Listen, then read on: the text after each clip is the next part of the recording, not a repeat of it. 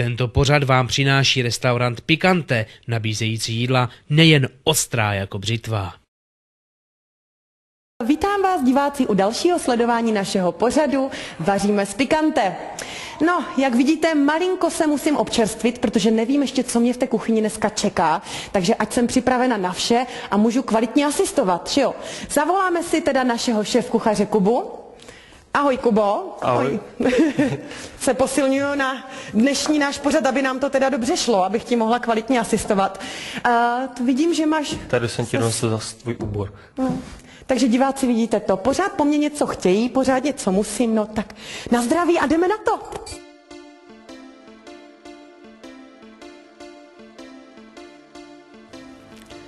Ano, a v kuchyni začínáme od mých krásných zad, kde jste zjistili určitě, kde se opět nacházíme. Jsme zase v krásném, opět v kuchyni a vedle sebe mám samozřejmě Kubu, bez kterého bych to tady nezvládla. Tak, Kubo, dneska nás teda čeká nějaké italiano. Špagety. Super. Špagety na jaký způsob? Aglio olio.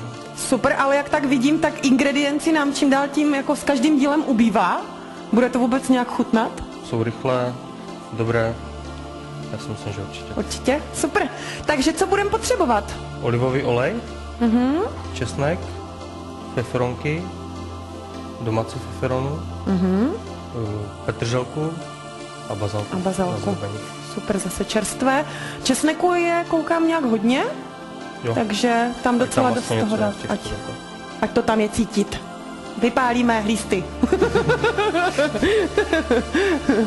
Tak jdem na to. Špagety jsme si už předvařili, že jo? Ty už máme hotové. Jestli ti můžu poprosit, jestli mi nakrájíš. Ano. Doufám, že si neofiknu prst. Hlavně, ať si potom neprotřu oči. Najemno nějak na kostičky, na platečky, na plátky. Nakrájím česnek. A kolik jich nakrájet? Ze 6, 7. Fakt, tolik.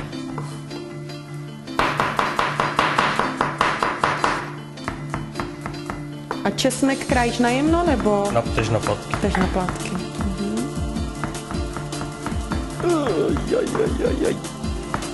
Tak. Tady to vždycky mám dát pryč, že? Určitě. To nás Počkejte, je tady někde lékárnička po ruce, kdybych náhodou si ufikla můj krásný prstík. Tak, proč ten česnek vlastně krájíme na plátky toho receptu? Kdyby se rozmačkal, tak by se to rychleji připalilo. Jo, česnek se rychle připaluje, ano. Takže lehce ho... Já jsem slyšela, že když se vlastně takhle osmáhne na oleji česnek, takže on má tendenci potom hořknout. Jak to musíme správně vychytat? Musí být dost zlatová, potom už to hořkne a můžeme to celé vlastně hodit. Takže fakt jenom rychle, minutku, 2? Jenom rychle ristovat, ze zlatné.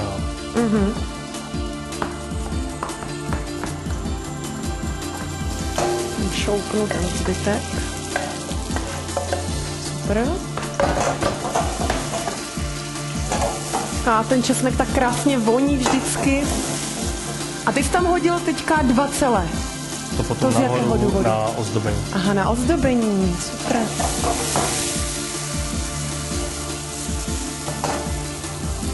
Tak. Se nám krásně připravuje. Tam vlastně nějaká omáčka. Omáčka bude vlastně jenom z toho oleje a z těch ingrediencí, co jsme dali.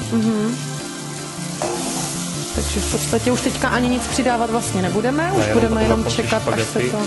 A jestli ti můžu poprosit, ano, nakrájet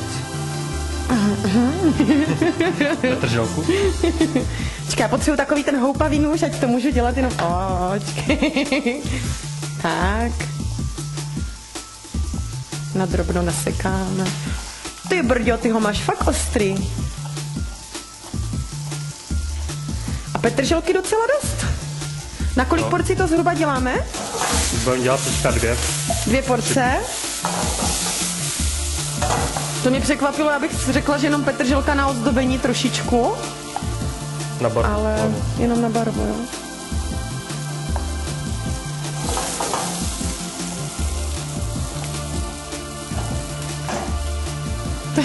chyběl kousek a byla jsem bez prstů.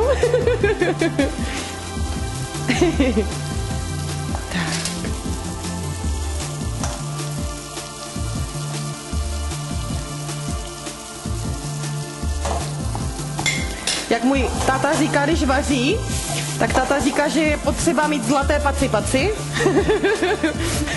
Jinak potom je v té kuchyni víc škody než užitku. Tak krásně to ještě nasekám na drobno.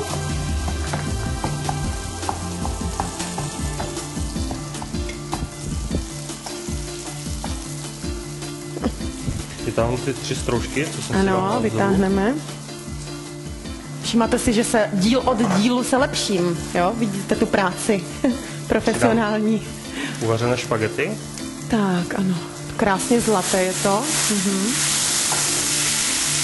Tak a vlastně těch špaget tam máme pytlík, jeden jsme dali, jeden sáček, nebo 100 gramů na porci asi. 100 gramů na porci.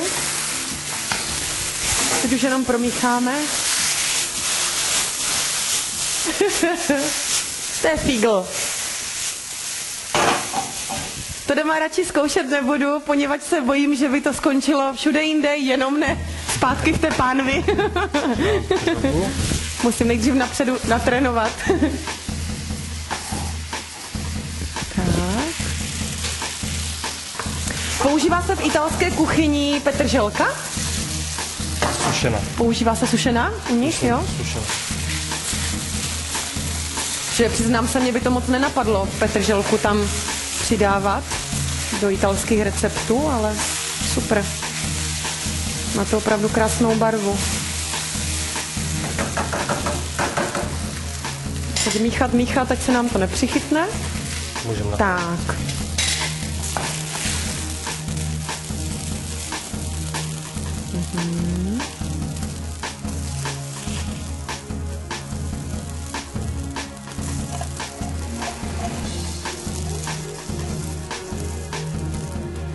A dávali jsme sůl nebo pepř? Jenom na uvaření těch špaget. Jenom na uvaření špaget. Potom se už to nějak nesolí. Nemusí. Ani pepř, nic. Nahoru dáme trošku bazalky. Voní to nádherně. Bazalka na ozdobení. Můžeme přidat, že tam feferonka, tak trošku Zase i tu feferonku, ano. Feferonky jsou naše oblíbené. Tak a teď tam ještě asi dáme navrch ty ty česnečky udělané, ano. Super. No krása. A podívejte, jak se to na nás směje. To je radost to spapat všechno. Super. Takže jo, další rychlý recept je za náma. Zase to zabralo jen pár minut. Vlastně nejdelší na tom byla ta příprava těch špaget, které jsou v podstatě za 4 hodinku hotové. Takže docela takový tip zase na oběd, na rychlou večeři. A zopakujme teda, co jsme všechno použili v dnešním receptu. Použili jsme česnek, olivový olej, feferonku, sušenou feferonku, petrželku a na ozdobení bazalku. Super. A jaký je rozdíl třeba, doporučuješ tam radši dávat olivový olej než klasický? Tak v Itálii používají většinou olivový. Takže radši nenahrazovat naším klasickým olejem. Mně nechutná. Nechutná. Takže bych si dal určitě radši obličej. Ano, super. Dobrá, takže všechno diváci víte, ať si můžete připravit tento úžasný pokrm. Krásně to voní, ještě lépe to určitě bude chutnat. A těšíme se vlastně u dalšího dílu, který budeme připravovat. A tam se zaměříme tentokrát na co? Maso. Na maso. Konečně bude maso. Tak to se moc těším. Co budeme chystat? Kuřecí kousky na žampionech. Super. Kuřecí kousky na žampionech, diváci. Takže věřím, že příště si zase zapnete naši telku, protože naše heslo zní... A já jsem ho zapomněla. A než řeknu naše heslo, tak si musím vzít pomocníka, ať vidíte, že taky něco dělám. Takže naše heslo zní vaření zdar a zvláště z pikante. Tento pořad vám přinesl restaurant Pikante, nabízející jídla nejen ostrá jako břitva.